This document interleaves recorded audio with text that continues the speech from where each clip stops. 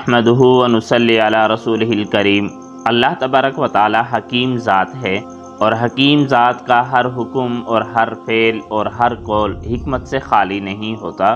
تو سوچنے کی بات ہے کہ اللہ تعالیٰ ایمان والوں کو سزا تو نہیں دینا چاہتے، یا اللہ تعالیٰ اس بات پر خوش تو نہیں ہوتے کہ اللہ کے بندے بھوکے پیاسے رہیں۔ بندوں کو بھوکا رکھ کر اسے کوئی فائدہ تو نہیں ہوتا، کیونکہ ارشاد فرمایا گیا کہ تم روزے رکھو، معلوم ہوتا ہے کہ اس میں روزہ داروں کا یقیناً اپنا ہی فائدہ ہے۔ بتلایا گیا کہ روزے اس لیے فرض کیے گئے کہ ایماندار پرہیزگار بن جائیں، اور روزے کے فرض ہونے کی یہ وجہ تو قرآن مجید نے خود بتا دی۔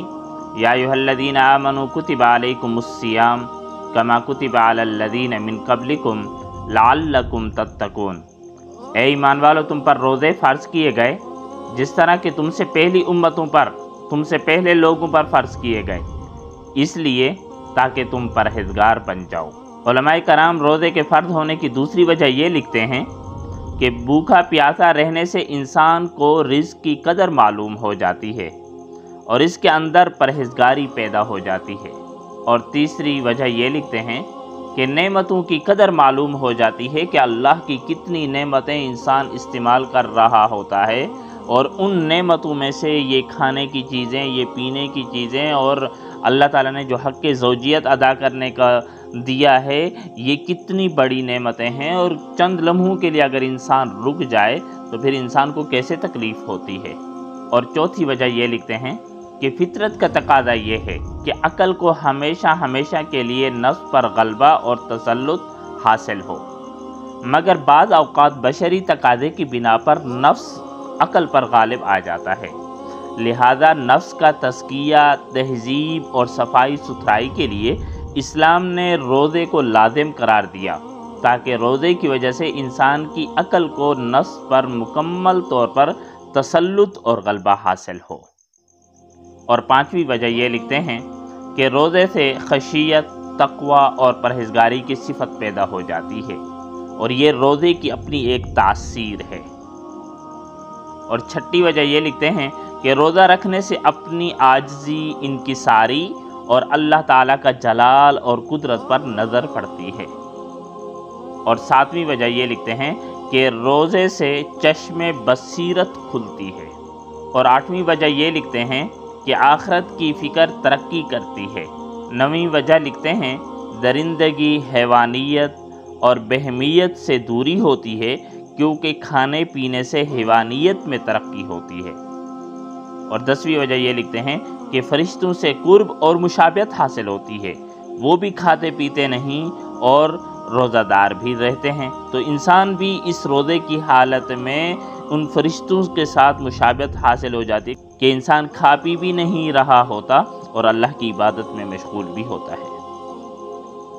اور 11ویں وجہ یہ لکھتے ہیں کہ اللہ تعالیٰ کی شکر گزاری کا موقع ملتا ہے۔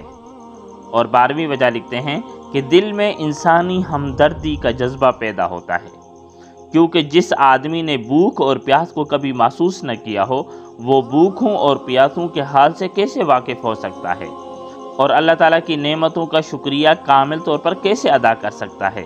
اگرچہ زبان سے شکر ادا کر لیتا ہے، مگر جب تک اس کے معدہ میں بھوک اور پیاس کا اثر اور اس کی رگوں اور پھٹوں میں ضعف و ناتوانی کا احساس نہ ہو، وہ اللہ تعالیٰ کی نعمتوں کا کما حقہ شکر ادا نہیں کر سکتا۔ کیونکہ جب کسی کی کوئی محبوب اور پسندیدہ چیز کچھ وقت کے لیے گم ہو جائے تو اس کے فراق اور جدائی سے اس کے دل میں اس کی قدر معلوم ہوتی ہے۔ اور 13ویں وجہ یہ لکھتے ہیں کہ روزہ انسان کے لیے ایک روحانی غذا ہے، جو آئندہ جہان میں اس کو ایک غذا کا کام دے گی۔ جن لوگوں نے اس غذا کو ساتھ نہیں لیا، وہ اس جہاں میں بھوکے اور پیاسے ہوں گے، اور ان پر اس جہاں میں روحانی افلاس ظاہر ہوگا، کیونکہ انہوں نے اپنی غذا کو ساتھ نہیں لیا۔ اور 14ویں وجہ یہ لکھتے ہیں کہ روزہ اللہ تعالیٰ کی محبت کا ایک عظیم نشان ہے۔ جیسا کہ کوئی شخص کسی کی محبت میں سرشار ہو کر کھانا پینا چھوڑ دیتا ہے اور بیوی سے تعلقات بھی بھول جاتا ہے، اسی طرح روزہ دار اللہ کی محبت میں سرشار ہو کر کھانا پینا اور بیوی سے تعلقات چھوڑ دیتا ہے۔ یہی وجہ ہے کہ روزہ اللہ کے علاوہ کسی اور کے لیے رکھنا جائز نہیں۔ تبارك الذي نزل الفرقان على عبده ليكون للعالمين نذيرا۔